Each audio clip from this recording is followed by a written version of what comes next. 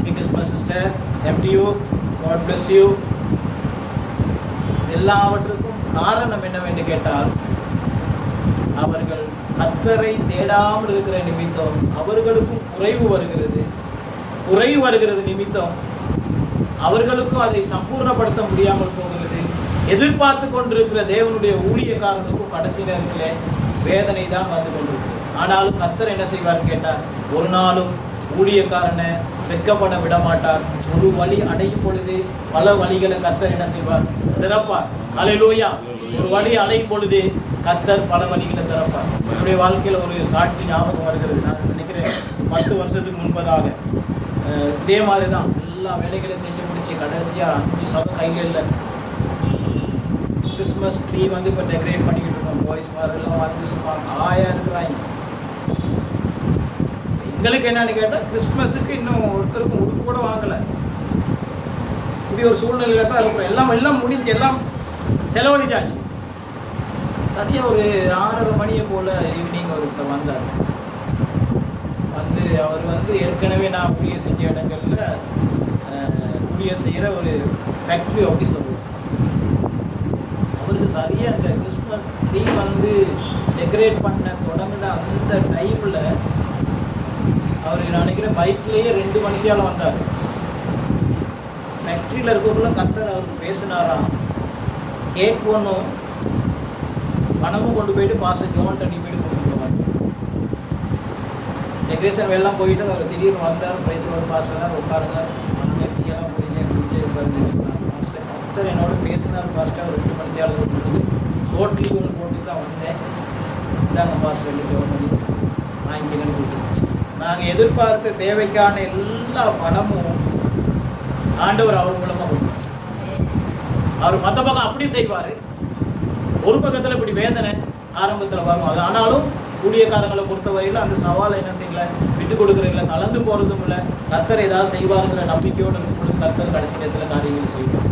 உங்களுடைய வாழ்க்கையில் எனக்கு அன்பானவர்களே, உங்களுடைய வாழ்க்கையில் நீங்கள் வேலைக்கு போகிறீங்களோ வேலைக்கு போகலையோ, பணம் உங்களுடைய கைக்கு அதிகமாக கிடைக்குதோ கொஞ்சம் கிடைக்குதோ, எப்படி இருந்தாலும் பிரச்சனை இல்லை. ஆனால் இருக்கிறதுல ஆண்டவருடைய வார்த்தையின்படி நீங்கள் காரியங்களை செய்ய தொடங்குனீங்கன்னு சொன்னால், ஆண்டவர் வந்து உங்களுடைய வாழ்க்கையில், உங்களுடைய குடும்பத்தில் பொருளாதார ரீதியாக ஒரு திருப்பு முனையை, ஒரு மாற்றத்தை ஆவியானவர் கொண்டு வருவார். ஆமென்.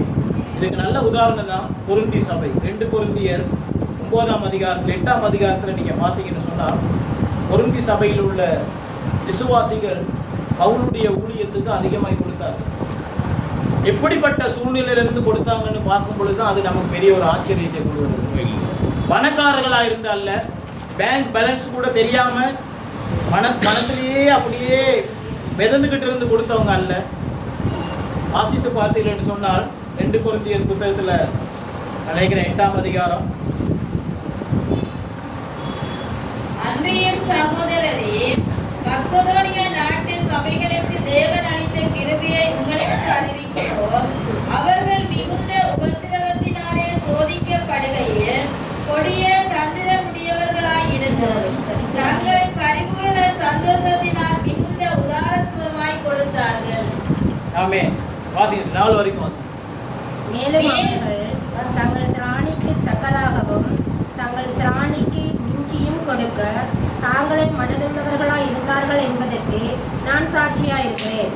தங்கள் உபகாரத்தையும் பரிசுத்தவான்களுக்கு செய்யப்படும் தர்ம ஊழியத்தின் பங்கையும் நாங்கள் ஏற்றுக்கொள்ளும்படி அவர்கள் எங்களை மிகவும் வேண்டிக் கொண்டார்கள். ஆமென். 5வது வசனத்தை வாசிங்க சிஸ்டர். மேலும் நாங்கள் நினைத்தபடி மாத்திரம் கொடாமல் தேவனுடைய சித்தத்தினாலே முன்பு தங்களை தாமே கர்த்தருக்கும் பின்பு எங்களுக்கும் ஒப்பு கொடுத்தார்கள். ஆமென். இந்த இடத்துல பவுல் வந்து நிறைய சபைகளில் போய் ஊழியம் செய்தார். நிறைய சபைகளை போய் உருவாக்கினார். பைனியர் ஒர்க் பண்ணி அவர் ஊழியங்களை உருவாக்கி சபைகளை உருவாக்கினார். ஆனால் விசேஷித்த விதமாக இந்த கொடுக்கிற விஷயத்தில் பொருளாதார ரீதியாக ஒரு ஆசீர்வாதத்தை பெற்றுக்கொண்ட ஒரு சபையை குறித்து தான் பவுல் இந்த இடத்துல சாட்சியாக சொல்லுகிறார். அந்த சபை தான் மக்கெதோனியாவில் இருந்த சபை. மக்கெதோனியாவில் இருந்த சபை குறித்து பவுல் இந்த இடத்துல அவர் சாட்சி கொடுக்கிறார். என்ன சாட்சி கொடுக்கிறார்னு கேட்டால், அவர்கள் மிகுந்த உபத்திரவத்தினாலே சோதிக்கப்படுகையில், சரியான உபத்திரவம், பயங்கரமான சோதனைக்கு முகங்கொடுக்கிற அந்த சந்தர்ப்பத்தில் கர்த்தருடைய ஊழியத்துக்கும் ஊழியக்காரனுக்கும் இவர்கள் கொடுக்கிறவர்களாக இருந்தார்கள். சரியான கஷ்டமான சூழ்நிலை. நம்மளாம் யோசிப்போம் என்னன்னு கேட்டால், எனக்கே என்னமோ சொல்லிக்கிட்டு இருக்கு, எனக்கே ஒரே உபத்திரவம், நானே 5க்கும் 10க்கும் என்ன செய்யணும்னு யோசிச்சுக்கிட்டு இருக்கேன். இப்படிப்பட்ட சூழ்நிலை இருக்கிறவங்க ஒரு நாளும் கர்த்தருக்கு கொடுக்கறதுக்கு முன் வர மாட்டாங்க. ஆனால் இந்த சபையில் இருக்கிற விசுவாசிகள் அவங்க அனுபவித்தாங்க. அவங்க தங்களுடைய வாழ்க்கையில் பொருளாதார ரீதியாக ஒரு ஆசீர்வாதத்தை, ஒரு மாற்றத்தை அவர்கள் அனுபவித்தார்கள். அதுக்கு காரணம் என்னன்னு கேட்டால், அவர்கள் உபத்திரவத்திலே சோதிக்கப்படுகிறது. கொடிய தரித்திரமுடையவர்களாக இருந்தும், உங்களுக்கு தெரியும் தரித்திரமுடையவர்களுக்கு ஒன்றுமே இருக்காது. கொடிய தரித்திரம் அது அதை விட மோசமானது. அப்படிப்பட்ட சூழ்நிலை இருந்தும் கூட அவர்கள் என்ன செய்கிறாருன்னு கேட்டால், கர்த்தருக்கும் கர்த்தருடைய ஊழியக்காரர்களுக்கும் தங்களை அர்ப்பணித்திருந்தார்கள். இதை நான் அதிகமாக என்னுடைய கண்களினால் கண்டது இந்தியாவில்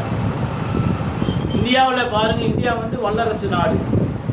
இந்தியாவில் ஊழியங்கள் நிறைய பெருகி கொண்டிருக்கிறது. ஏன் நீங்களும் நானும் கூட எல்லா பாட்டு பிரசங்கம் எல்லாமே கேட்குறது இந்தியாவில் உள்ளது தான். ஸ்ரீலங்காவில் உள்ளதை 100க்கு 1 2 கூட கஷ்டம். ஆனால் இந்தியாவில் நிறைய விஷயங்கள் உருவாக்குறாங்க ஊழியக்காரர்கள், விசுவாசிகளும் அந்த மாதிரி. அதில் மெயினாக நான் கற்றுக்கிட்ட ஒரே ஒரு விஷயந்தான், கொடுக்குற விஷயத்தில் இந்தியாவில் உள்ள கர்த்தருடைய மனுஷர்களை, கர்த்தருடைய பிள்ளைகளை ஒரு நாள் யாருக்கும் மீறு. எத்தனை பேர் 10 பேர் போனாலும் 10 பேர்த்தையும் கவனிப்பாங்க. அதே மாதிரி அடுத்த முறை நம்ம அவங்கள போயிட்டு பார்க்கக்குள்ள அவங்களோட வாழ்க்கையில் பெரிய ஒரு ஆசீர்வாதத்தை அனுபவித்தவங்களாக இருப்பாங்க. நம்ம ஸ்ரீலங்காவில் நம்ம அதை உருவாக்கும். நீங்கள் கொடுக்கலன்னு நான் சொல்லலை, ஆனால் அவங்களுடைய வாழ்க்கையில் 2026 ஒரு பயங்கரமான ஒரு திருப்பு முனையை கொண்டு வருவதற்கு ஆண்டவர் விரும்புகிறார். இதுதான் ஆண்டவர் இந்த வார்த்தைகள் எனக்கு தந்தார். நான் யோசிக்கும் பொழுது, இன்னும் பிரசங்கம் பண்ண வேண்டும் என்று சொல்லி யோசிக்கும் பொழுது இந்த தலைப்பு, இந்த டாபிக் தான் எனக்கு நல்ல ஞாபகத்தில் வந்துச்சு. ஏன்னா நம்முடைய சபையில் இருக்கிற விசுவாசிகள் எல்லாமே ஆசீர்வதிக்கப்பட்டவர்களாக கீழே ஒரு வாகனங்களில் நிப்பாட்டிட்டு இந்த சர்ச்சுக்கு வந்தால் எவ்வளோ ஒரு பெருமதியாக இருக்கும், எவ்வளோ ஒரு பெருமையாக இருக்கும். இயேசுக்கு நமக்கு பெருமை இல்லாட்டி இயேசுக்கு சரி ஒரு பெருமையாக இருக்கும்.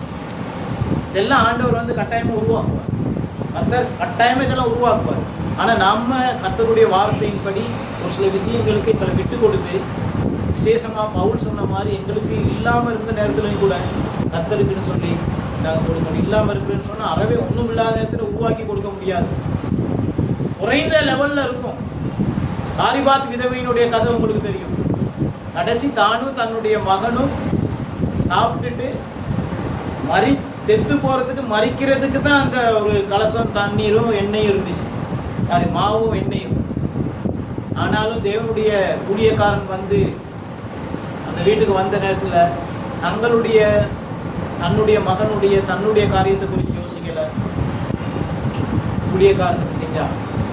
ஆனால் அது அவனுடைய வாழ்க்கையில் பஞ்சம் தீர வரைக்கும் செலவழிந்து போகாமல் எண்ணெயும் மாவும் அதிகரித்து கொண்டிருந்ததுன்னு சொல்லி வேதத்தில் நம்ம பார்க்கணும்.